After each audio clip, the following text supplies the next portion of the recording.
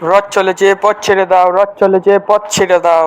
ঠিকই শুনেছো গাইস, দিনটা রথের দিন, তাই আমরা পাঁপড় চপ বেগুনি এইসব খাবো না। তাই কখনো হয়? বাঙালিরা এইসব না খেলে কি তাদের মন ভরে?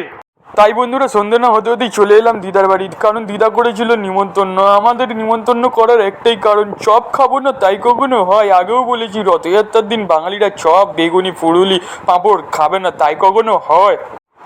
রথের দিনে আমার মামি চপ ভাজে ঘরের মধ্যে, আমার মামির দোকানে হলো না সেল, তাই তো আমরা এসছি সেল করতে। সরি গাইজ, মজা করছিলাম, কিন্তু আমার মামি এখানে খুব সুন্দর চপ ভাজছে গাইজ, তাই আমরা চপ খাবো বলে প্রস্তুতি নিচ্ছি। আর আমার দিদা এখানে পেঁয়াজির জন্য রেডি হচ্ছে, আর এখানে মজা করতে করতে আমার দিদাও হাসছে, আমার বউ হাসছে।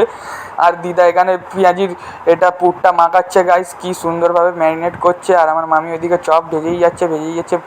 সত্যি কথা বলতে বন্ধুরা, দোকানের থেকে কিন্তু অসাধারণ হচ্ছিল এই চপ ভাজা বেগুনি ভাজা ফুলুলি ভাজা যাই বলো গাইজ, অসাধারণ হচ্ছিল। কিন্তু আমার তাতে গিয়ে আমি তো গেছি খেতে, প্রথমেই চপ নিয়ে পাচার করলাম তোমাদের বৌদিভাইয়ের মুখে, তারপরে পাচার করলাম আমার মামির মুখে, যে করেছিল এই চপের আবিষ্কার।